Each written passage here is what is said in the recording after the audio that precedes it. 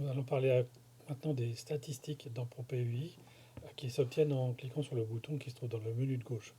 Donc quand vous cliquez dessus, vous arrivez sur un choix de période, puisque pour avoir des statistiques, on doit dire de quelle date à quelle date on souhaite avoir des informations.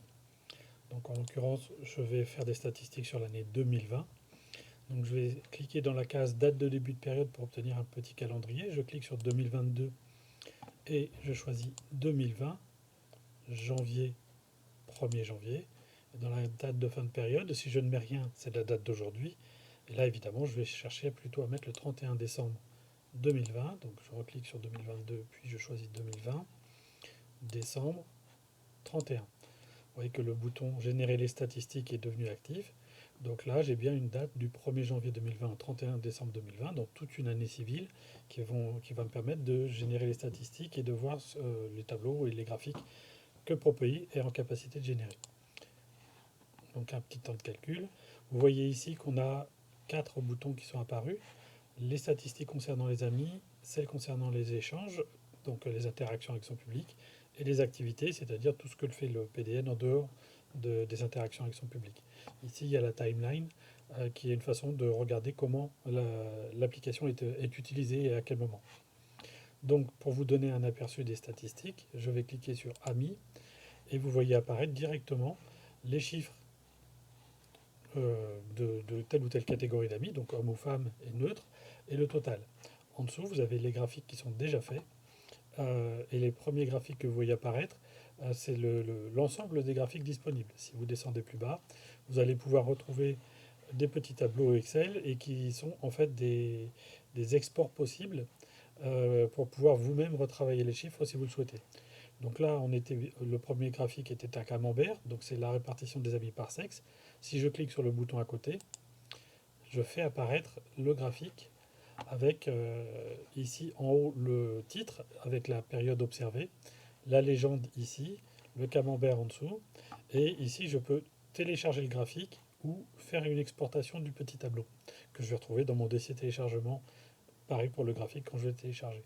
Donc une fois le graphique téléchargé, vous pouvez l'utiliser directement dans les documents que vous avez à produire. Donc voilà pour le graphique en camembert sur les amis par sexe.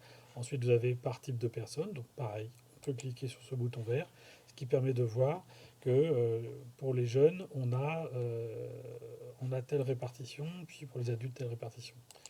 Donc évidemment, c'est vrai pour ensuite l'ensemble des statistiques qui suivent. Donc si je remonte, je peux passer aux autres statistiques, à savoir sur les échanges par exemple. Donc quand je vais avoir les graphiques sur les échanges, ici j'ai un petit tableau qui me donne le résumé des informations. Donc là c'est un compte de démonstration, donc pas forcément très significatif, mais on voit que sur l'année 2020, ce compte a eu 35 discussions et 54 maintiens du lien, et on retrouve ce chiffre représenté sous forme graphique dans le camembert ici. La durée moyenne d'une discussion est d'une heure. Pareil, le chiffre n'est pas très important puisque c'est un compte de démo. Le nombre d'amis concernés par un maintien du lien, c'est 35. La durée totale cumulée de 38h44, donc sur une année entière. Et la durée totale cumulée des maintiens du lien, c'est 4h30. Là, c'était pour les discussions. Donc les graphiques sont disponibles en dessous. Alors vous voyez ici qu'on a un graphique qui va nous montrer les thématiques de discussion. Donc on voit logement, loisirs, numérique. Évidemment, on n'a pas les sous-thématiques, puisque sur un seul graphique, ce serait compliqué. Donc si on veut les avoir, il suffit de descendre. On retrouve ici les thématiques avec leur répartition et leur pourcentage. Donc par exemple, ici on voit que les questions personnelles ont dominé.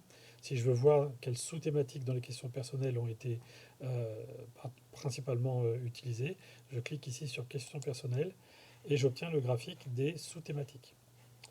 Voilà, donc l'ensemble des statistiques fonctionnent de la même façon. Pour les activités, on va retrouver comme ça un petit tableau de synthèse.